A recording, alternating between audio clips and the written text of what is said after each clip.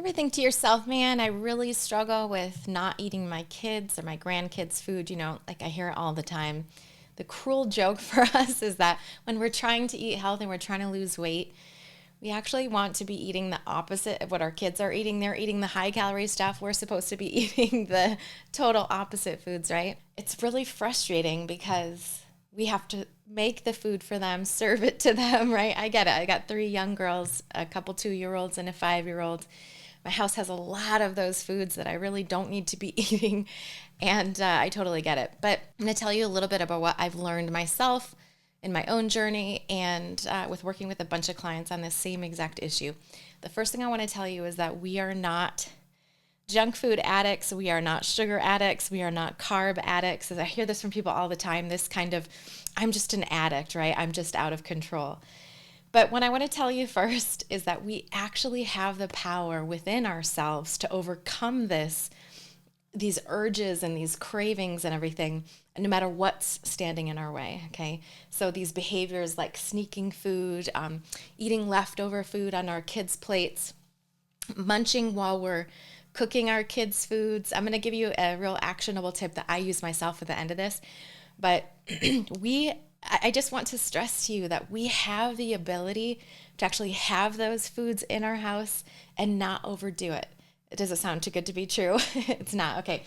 It's not willpower that we need, which is usually what people will go to. They'll say, oh, I'm just not going to eat that food today, right? Or having to, you hear this, if it's in your house, it's in your mouth kind of a thing. We got to sterilize our environment so that there's nothing tempting around.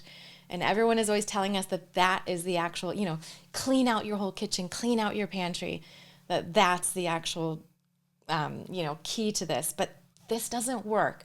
If this worked, we wouldn't still be having these issues, right? But because the thing is, we don't exist within a vacuum. We might be able to sterilize our house, but then when we go out and we're doing things with other people, we can't sterilize our entire environment. And we can't just feed our kids salad all day long because they won't grow, right? They need to have more calories. We live these big, beautiful, complex lives, and we should be able to adapt ourselves to be in that situation. And that's what I truly believe is available for all of us, okay? So you actually have the ability right now to shut down that craving part of your brain so you no longer give in impulsively to these food cravings and urges, okay? Being in the presence of these junk foods doesn't have to mean that you just derail everything whenever it's there. And I know like some of you are thinking, oh no, but I'm really like that. I really am a food addict. I get you. I know. I've heard it all before. You're not beyond repair. You're not just destined to be overweight or unhealthy and you're just a binge eater and that's it. Just trust me, okay? I know because I've guided so many people past this disempowerment around junk food to the magical land of self-power. Not like willpower, but like self-power, self-control. The issue here is that we have some degree of like nutritional, emotional, spiritual, intuitive need that's not being met at the time, right? This happens for all of us on a daily, hourly, minute by minute basis in our lives. As humans, we're always going to have, it's not uncommon, we're always going to have some need that's not being met at some time or another because we can't do everything all at once, right? So intrinsically, our bodies could use more nourishment. Our food system, as we know, is nutritionally devoid at this point, but also, and more importantly, we've become really good at just like pushing aside the needs that we have, not even just nutritionally, yes, nutritionally, but emotionally. And, when we're stressed, when we're tired, we just push those things aside, especially in service of other folks like our kids or our grandchildren, right? So the cravings, the desires for this is actually a symptom of not taking care of ourselves. So we will finally get really aware of this issue when things start to get a little out of our control, a little bit too far. We start to have actual diabetes or heart issues, or maybe we have a stroke, or something comes up which demands our attention at the time. But man, wouldn't it be great if we could just get it under control now, right? If we could just get there now. So learning to take care of ourselves first is so, so important, especially for us women, right? Us moms and people who are taking care of other people. So what I want to just sort of tell you is kind of my experience and what I do, and then I'm going to give you some information about how we can help you further, okay? So one thing that I've learned for myself is that I need to be really fueling myself at this time of day if I'm feeding children, whatever time of day that is, I need to be fueling myself at the same time. Do you get my meaning? Like, it's fascinating that we're sitting here trying to fuel the child and yet we're not paying attention to our own needs. And so what I learned was, oh, I see what's happening here.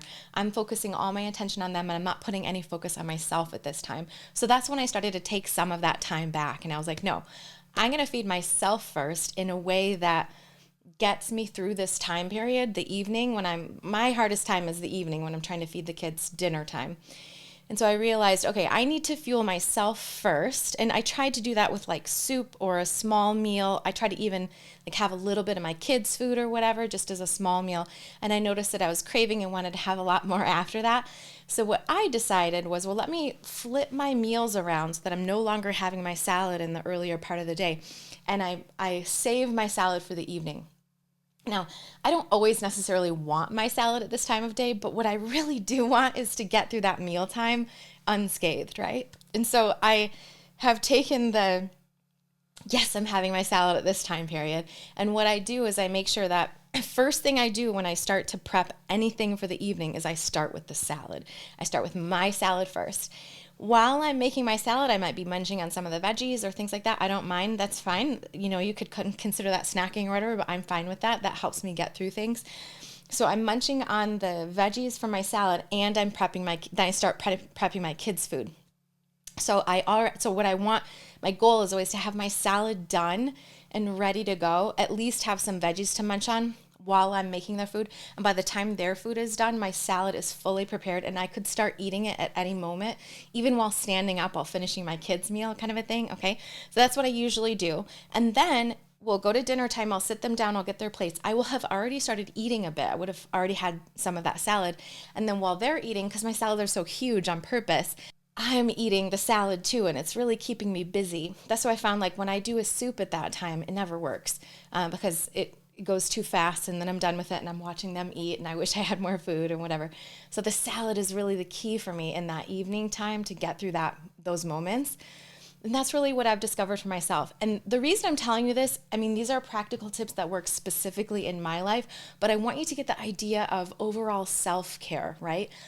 This took a lot of trial and error. And when I say error, I mean like eating way too much or having a bunch of their food so many times. And I'm still not perfect with this, but I never gave up and I always worked to put myself first. Okay, if you have trouble putting yourself first, let's talk about that. I have lots of ideas about self-care and how to actually put ourselves first and why it's so important.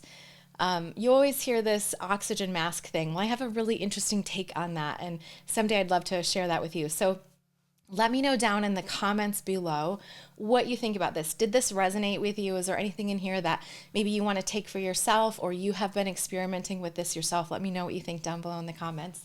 And then the other part is if you are interested in finding out more about how we can help you get to that place of, discipline is a dirty word, but self-discipline, self-control, feeling like you have this under control, which creates the most beautiful feeling of freedom and peace around food. If that's what you're looking for, we can guide you there. I guarantee you we can guide you there. Just reach out to us. You can get on a strategy call with us, a little discovery call where we'll sort of find out where you're at and how we might be able to help. But the first step to doing that is to watch the free training video that we have. So go sign up for that. It's thewateringmouth.com/free training video.